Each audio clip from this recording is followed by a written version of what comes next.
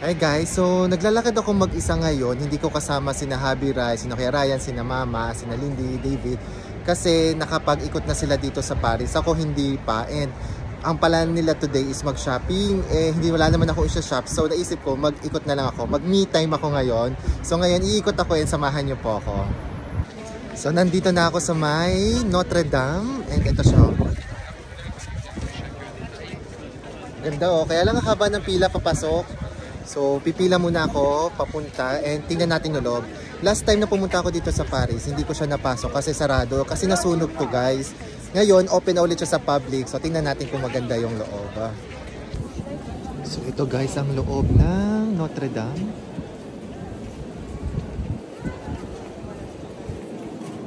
Dito kaya yung hunchback, Charis.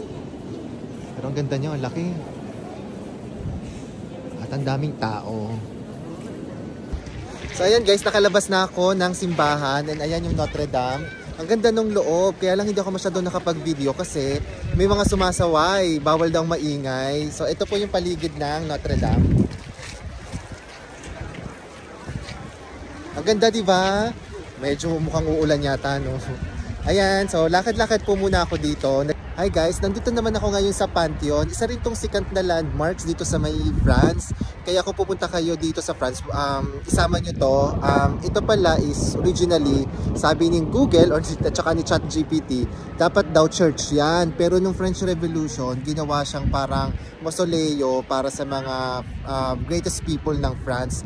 So maraming mga nakalibing dyan na mga national heroes. So ayan, di na ako papasok sa loob kasi merong entrance. And lakad muna tayo and pakita ko sa inyo kung ano pa yung meron dito.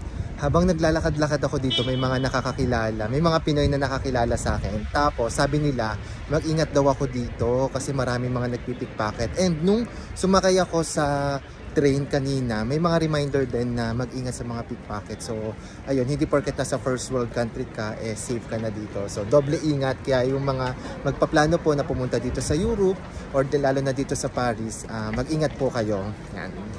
Ayan guys, habang naglalakad ako dito, napunta ako dito sa isang garden. Parang Luxembourg Garden daw ang tawag dito. At ito ang pinakamagandang park dito sa may Paris.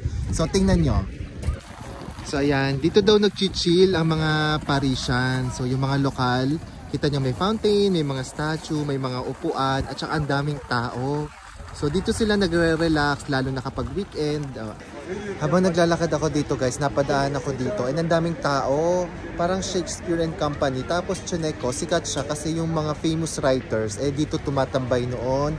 So ayan, ang daming tao pag nakikita nyo. Bawal mag-picture or mag-video sa loob. So dito lang tayo sa labas. So ayan, kung kayo ay mga writer o mahilig sa mga libro, puntahan nyo to guys. So lakad na ulit tayo. So nagutom ako kakalakad and bumili ako nitong crepe. So sikat kasi itong crepe dito sa Paris. So kinuha ko yung Nutella banana. Dito ako bumili. So hindi ko alam kung masarap to. Crepe Genia yata to. So ayan, mainit pa, so maya-maya ako kakainin habang naglalakad ako dito, di ba? So, tumambay muna ako dito sa may Notre Dame ulit. Ayan yung Notre Dame. Abang kakainin ko tong crepe. So, pahinga muna ako dito. And, ayan, dito lang muna. Tikman natin tong crepe. Legit guys, masarap. Tapos mura lang to dito ha. Tapos, kung bibili kayo, maganda bumili kayo doon sa mga street vendor or doon sa mga hindi masyadong sikat. Kasi masarap din naman. And, ayan, kain po muna ako and thank you po sa pagsama sa akin sa aking me time dito sa Paris. See you po!